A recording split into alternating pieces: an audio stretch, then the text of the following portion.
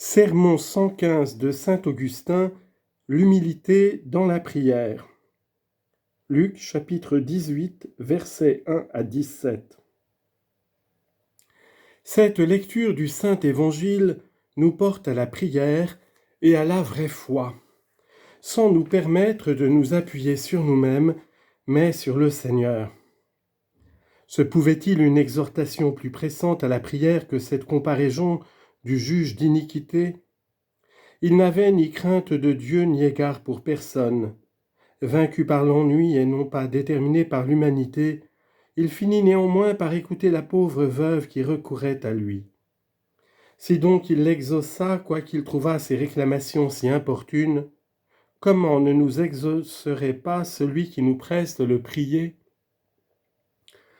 Mais en nous excitant par cette parabole tirée des contraires à prier toujours et à ne cesser jamais, le Seigneur ajoute « Néanmoins, quand le Fils de l'homme viendra, penses-tu qu'il trouvera de la foi sur la terre ?»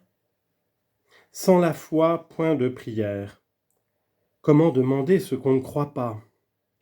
Aussi le bienheureux apôtre ne manque pas de dire, en exhortant à la prière, « Quiconque invoquera le nom du Seigneur sera sauvé. » Puis, pour montrer que la foi est la source de la prière et que le ruisseau ne peut couler si la source est à sec, il ajoute « Mais comment l'invoqueront-ils s'ils ne croient pas en lui ?» Romains chapitre 10, versets 13 à 14. Ainsi donc, pour prier, il faut croire, et pour obtenir la conservation de la foi qui fait la prière, il nous faut prier. La foi répand la prière, et la prière en se répandant obtient l'affermissement de la foi. Je le répète, la foi répand la prière, et la prière en se répandant obtient l'affermissement de la foi même.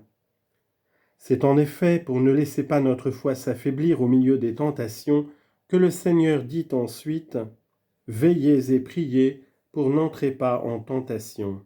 Veillez, dis-je, et priez pour n'entrer pas en tentation. » Qu'est-ce qu'entrer en tentation sinon quitter la foi ?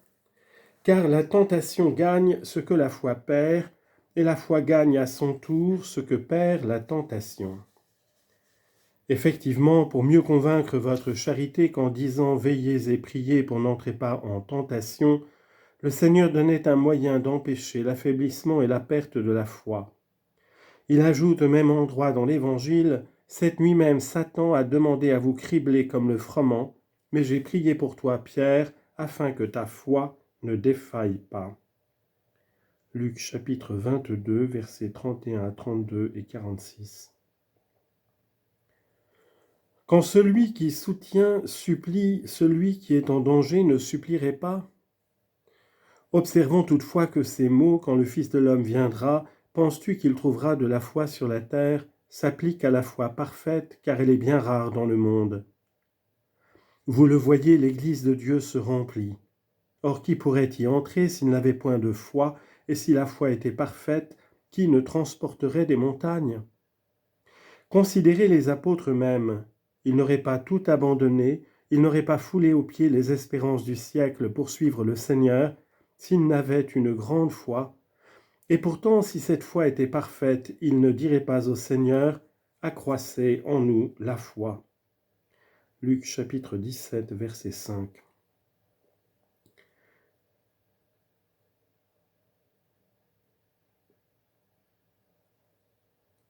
Considérez ce double aveu, cette foi qui existe réellement mais sans être parfaite, dans la bouche de ce Père qui vient de présenter son Fils au Seigneur pour qu'il le délivre du démon.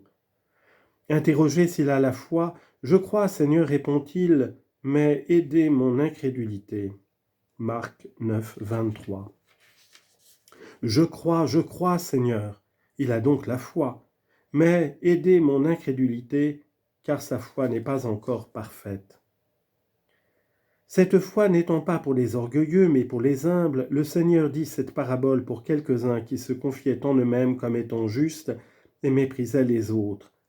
2 hommes montèrent au temple pour y prier, un pharisien et un publicain. Le pharisien disait « Je vous rends grâce, ô Dieu, de ce que je ne suis pas comme le reste des hommes. » Il devrait dire au moins comme beaucoup d'hommes.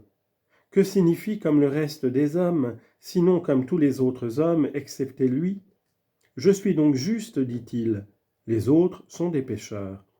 Je ne suis pas comme le reste des hommes qui sont injustes, voleurs, adultères. Luc 18, versets 9 à 11.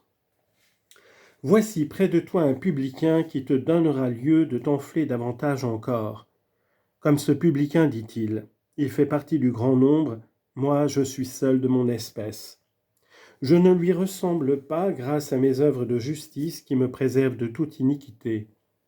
Je jeûne 2 fois la semaine, je donne la dîme de tout ce que je possède. Que demande-t-il donc à Dieu? Qu'on examine ses paroles et on ne le trouvera pas. Il est monté pour prier, mais au lieu de prier Dieu, il se loue lui-même. Il ne lui suffit pas même de ne pas prier et de se louer, il insulte celui qui prie.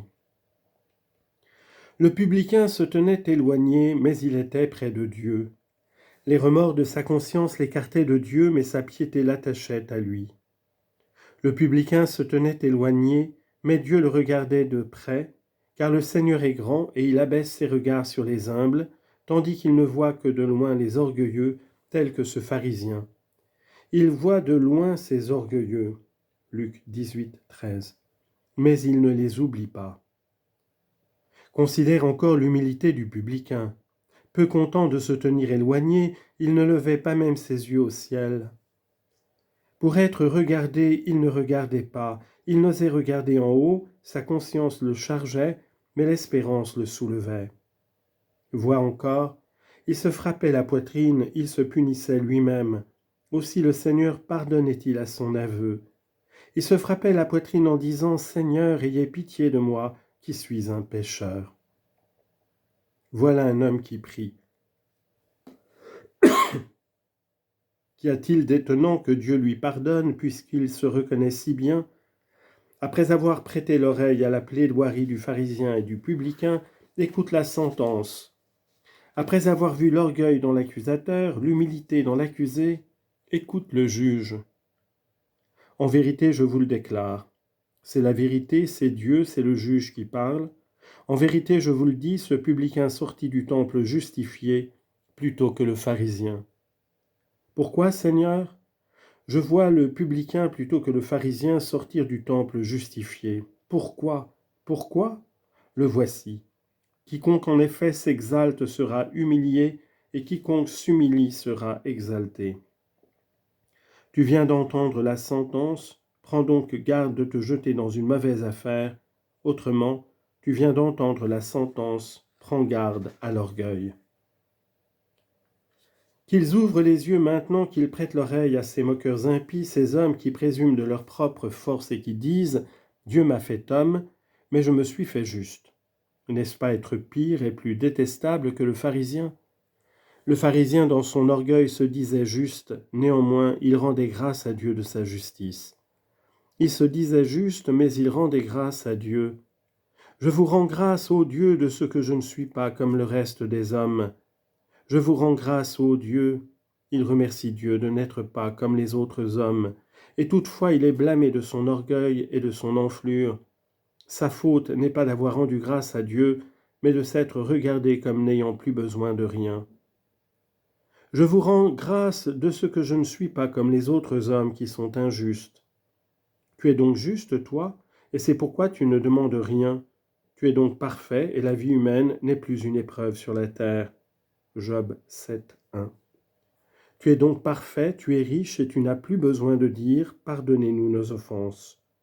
Matthieu 6, 12. Or, si l'on est coupable pour rendre grâce avec orgueil, que ne mérite-t-on pas en attaquant la grâce avec impiété? Après cette plaidoirie et cet arrêt, il se présente, ou plutôt on apporte de petits enfants, et on les présente au Sauveur pour qu'il daigne les toucher. S'il doit les toucher, n'en est-il pas le médecin? Et si ces enfants n'ont aucun mal, pourquoi le prie-t-on de les toucher? À qui les présente-t-on? Au Sauveur. S'il est leur Sauveur, c'est qu'il doit les sauver. N'est-ce pas lui qui est venu chercher et sauver ceux qui étaient perdus? Luc 19, 10. Comment s'étaient-ils perdus? En ce qui les regarde personnellement, je les vois innocents. Où trouver qu'ils sont coupables? Voici la voix de l'apôtre, pas un seul homme, par un seul homme, le péché est entré dans l'univers. Par un seul homme, dit-il, le péché est entré dans l'univers et par le péché, la mort. Ainsi la mort a passé dans tous les hommes par celui en qui tous ont péché. Romains 5, 12. Venez donc, petits enfants, venez, qu'on écoute le Seigneur. Laissez, dit-il, venir à moi les petits enfants. Luc 18, 16. Venez, petits, malades, à votre médecin, perdus à votre Rédempteur. Venez que nul ne vous empêche. Ils n'ont produit encore aucun fruit sur le rameau, mais ils sont morts dans la racine. Que le Seigneur bénisse les petits et les grands, que le médecin touche aussi et les uns et les autres. Nous recommandons aux aînés la cause des petits. Parlez pour eux puisqu'ils se taisent, priez pour eux puisqu'ils pleurent. Pour n'être pas en vain, leurs aînés, soyez leurs tuteurs, protégez-les puisqu'ils ne sauraient s'occuper de leurs intérêts. Ils ont été perdus avec nous, qu'avec nous ils se sauvent. Nous avions péri ensemble, sauvons-nous ensemble dans le Christ. Les mérites sont inégaux, mais la grâce est commune. Il n'y a de mal en eux que ceux qu'ils en ont puisé à la source. Il n'y a de mal en eux que ceux qu'ils ont puisé à leur naissance. Ah, qu'ils ne soient pas éloignés du salut par ceux qui ont ajouté tant de péchés au péché d'origine. Celui qui a plus d'âge a aussi plus d'iniquité. Mais la grâce de Dieu efface en même temps ce qui vient de l'origine et ce qui vient de la volonté. Elle a surabondé là où avait abondé le péché. Romains 5, 20.